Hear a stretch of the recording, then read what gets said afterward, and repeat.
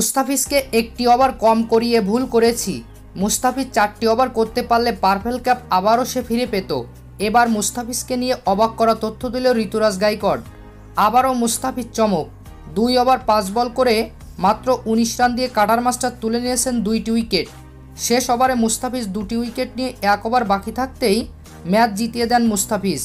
মুস্তাফিজের বল চোখেই দেখেনি ক্লাসেনের মতো হার্ড হিটার ব্যাটসম্যানরা। তাই তো মুস্তাফিজের এমন চমৎকার বোলিং দেখে মুস্তাফিজকে নিয়ে প্রশংসা করেন ক্যাপ্টেন গাইকোয়াড়। তিনি বলেন, অসাধারণ বোলিং, মুস্তাফিজ বিশ্বসেরা বোলার, তাই আমরা এক ম্যাচ দেখে তাকে বাদ দেয়নি।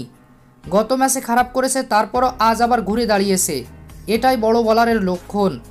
তবে আমার বড় আফসোস, তাকে দিয়ে কেন সব কয়টি ওভার করালাম না। তাকে আরও একটি ওভার করার সুযোগ দিলে সে নিশ্চয়ই তার পার্পল ক্যাপ ছিনিয়ে আনতো। কেননা 14 উইকেট নিয়ে সর্বোচ্চ উইকেট শিকারীর তালিকায় মুস্তাফিজ এখন 2 নম্বরে অবস্থান করছেন। আর মাত্র 1 উইকেট পেলেই সে হবে সর্বোচ্চ উইকেটের মালিক।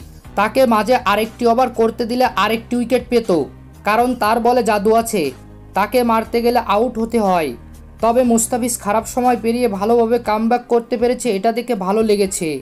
সে তার বোলিং জাদুতে আমাদের আফসোস বাড়িয়ে দিয়েছে, তাকে আমরা মিস করব। এভাবেই তাকে নিয়ে কথা বললেন ঋতুরাজ গাইকোয়াড়।